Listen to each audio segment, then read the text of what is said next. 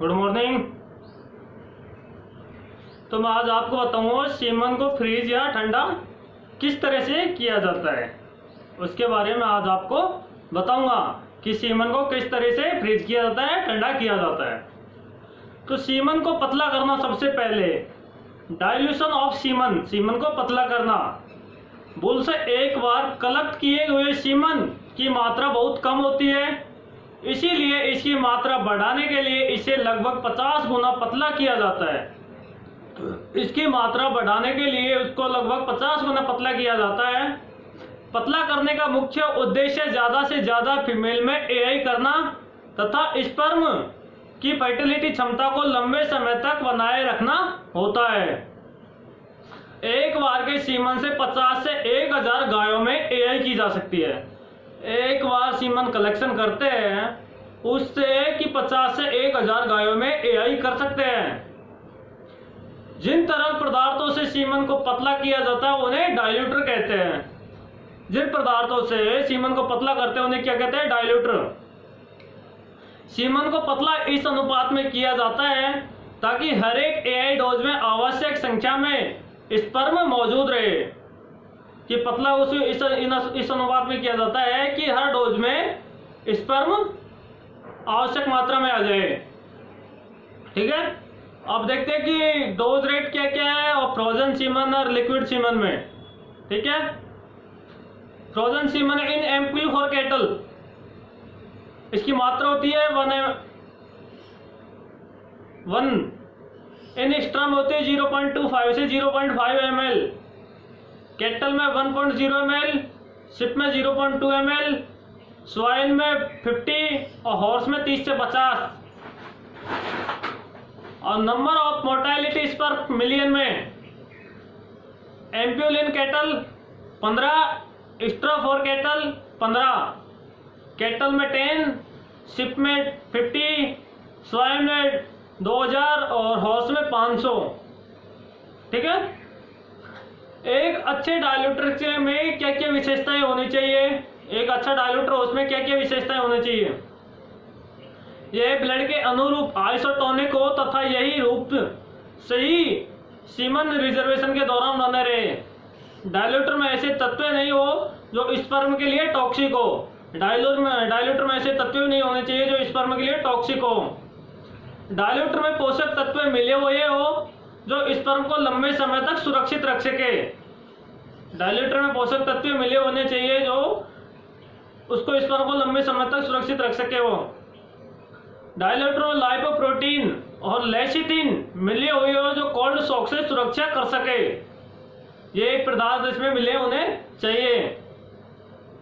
अब देखते हैं कि एग योग साइट्रेट डाइल्यूटर क्या है, EYCD क्या है।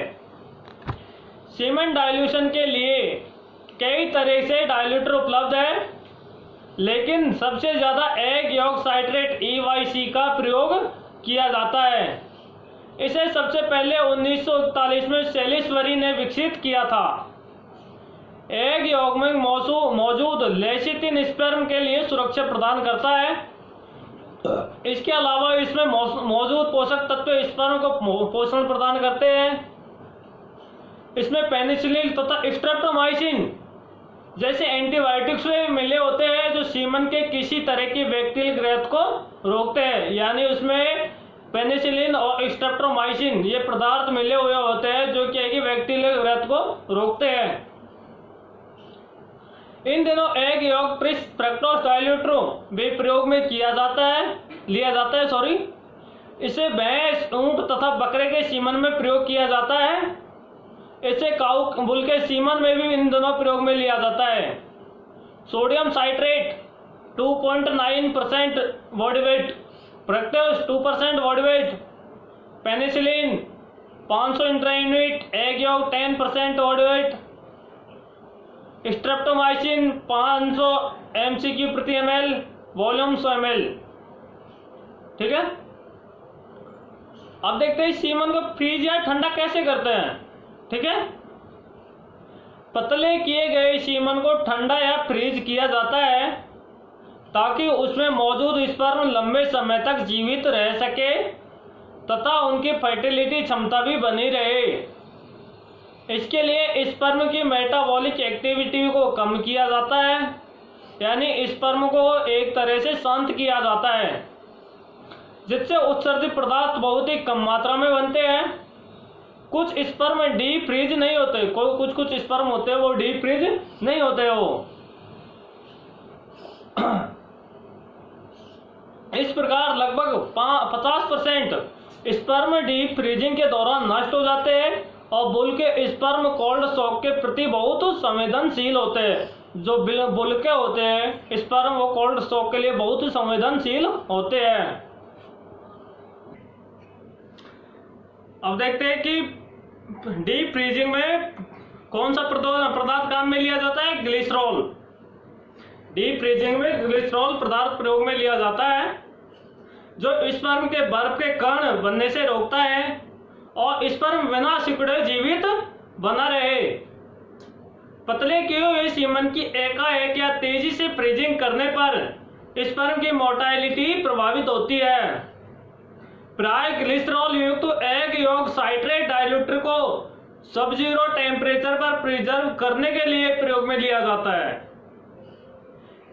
ग्लिसरॉल युक्त एग यौगिक साइट्रेट डाइल्यूटर को सब जीरो टेम्परेचर पर प्रिजर्व करने के लिए प्रयोग में लिया जाता है। इसके अलावा मिल्क ग्लिसरॉल तथा एग यौगिक ट्रिस डाइल्यूटर भी प्रयोग में लिए जाते हैं। आधुनिक स्ट्रा विकसित नहीं होने से पहले सीमन को कांच की शीशियों में फ्रीज किया जाता था। पहले स्ट्रा विकसित नहीं थी तो सीमन को कांच की शीशियों में फ्रीज किया जाता था, लेकिन आजकल पॉलीविनाइल क्लोराइड स्ट्रा का प्रयोग किया जाता है, पीवीसी का। इस स्ट्रा में मशीनों से ऑटोमेटिक तरीके से सीमन भरा जा सकता है और लेवलिंग हो जाती है और सील बंद हो जाती है। इन स्ट्रा में सीमन को बेहतर फ्रीजिंग के लिए फ्रीजिंग होती है तथा स्टोर करने के लिए कम जगह की जरूरत होती है। इसके अलावा एआई के दौरान बहुत ही कम मात्रा में स्पर्म को नुकसान होता है। इसके अलावा जब एआई करते हैं उस टाइम पे बहुत ही कम मात्रा में स्पर्म को नुकसान होता है। आजकल बाजार में कई तरह की पीवीसी स्ट्रा उपलब्ध है, लेकिन फ्रेंच मीडियम और मिनी स्ट्रा का प्रयोग ज्यादा होता है। कौन कौन सी? एक तो फ्रेंच मीडियम और एक मिनी स्ट्रा का प्रयोग बहुत ज्यादा है। फ्रेंच मीडियम और मिनी स्ट्रा के एक सिरे पर कॉटन के दो टुकड़े होते हैं, जिनके बीच में पॉलीविनाइल अल्कोहल पाउडर भरा जाता है। एक स्ट्रा होती है और उसके वहां कॉटन का टुकड़ा होता है, वहां पे क्या भरा जाता है? Polyvinyl alcohol powder. स्ट्रा में सीमन भरने के बाद दूसरे सिरे के पॉलीविनाइल अल्कोहल पाउडर से बंद कर दिया जाता है। एक सिरे पर फैक्ट्री सील और दूसरे सिरे पर लेबोरेटरी सील होती है। अब देखते हैं कैसे करते हैं डीप फ्रीजिंग। साम्य अवस्था के तुरंत बाद पहले से मार्क की गई स्ट्रा में सीमन भरा जाता है। स्ट्रा को कोल्ड कैबिनेट के सुखाने के लिए ट्रे पर आड़ी फैलाई जाती है। स्ट्रा वाली ट्रे के लिक्विड नाइट्रोजन के टैंक में ग्रिल के ऊपर इस तरह रखा जाता है कि स्ट्रा लिक्विड नाइट्रोजन के लेवल से 4 सेंटीमीटर ऊपर रहे। स्ट्रा के लेवल पर वेपर का टेम्परेचर लगभग -175 -180 डिग्री सेंटीग्रेड होता है। लिक्विड नाइट्रोजन का टैंक ढक्कन से बंद कर दिया जाता है। स्ट्रा को लिक्विड नाइट्रोजन की वेपर में 10 मिनट तक छोड़ा जाता है। इसके बाद स्ट्रा को इकट्ठी कर गॉबलेट में रखी जाती है, जो कि लिक्विड नाइट्रोजन टैंक होते हैं तथा गॉबलेट में नाइट्रोजन गैस होती है। ठीक है,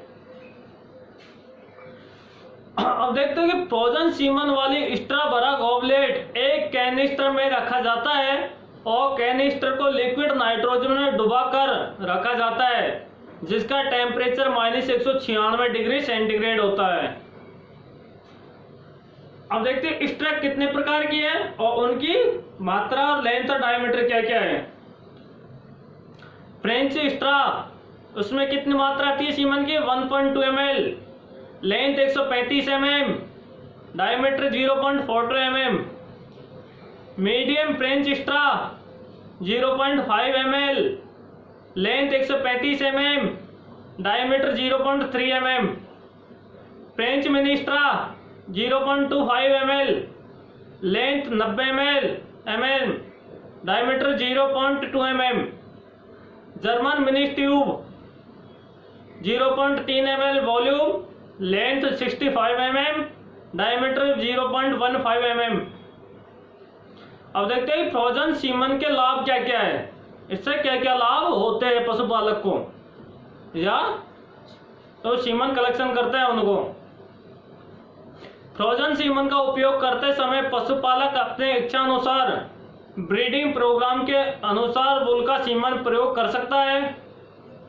फ्रोजन सीमन के उपयोग करने के बाद व्यापक स्तर पर कम समय में प्रोजनी टेस्टिंग की जाती है तथा प्रोजनी टेस्टिंग के बाद उस बुल का सीमन प्रयोग कर सकते हैं। फ्रोजन सीमन 10 से 15 साल तक प्रयोग में लिया जा सकता है, यानी बुल के मर जाने के बाद भी लंबे समय तक उसके सीमन का प्रयोग किया जा सकता है। फ्रोजन सीमन को एआई के लिए उपयोग में लेते समय 95% उपयोग होता है तथा 5% तक वेस्टेज होता है, जबकि लिक्विड सीमन में 30% वेस्टेज होता है। फ्रोजन सीमन में ट्रांसपोर्ट खर्च बहुत कम होता है। फ्रोजन सीमन की स्ट्रा को दुनिया के किसी भी भाग में कम समय में भेजा जा सकता है। इस प्रकार उत्तम नस्ल के बुल के सीमन की सेवाएं बड़े पैमाने पर उपयोग में ली जा सकती है। ठीक है।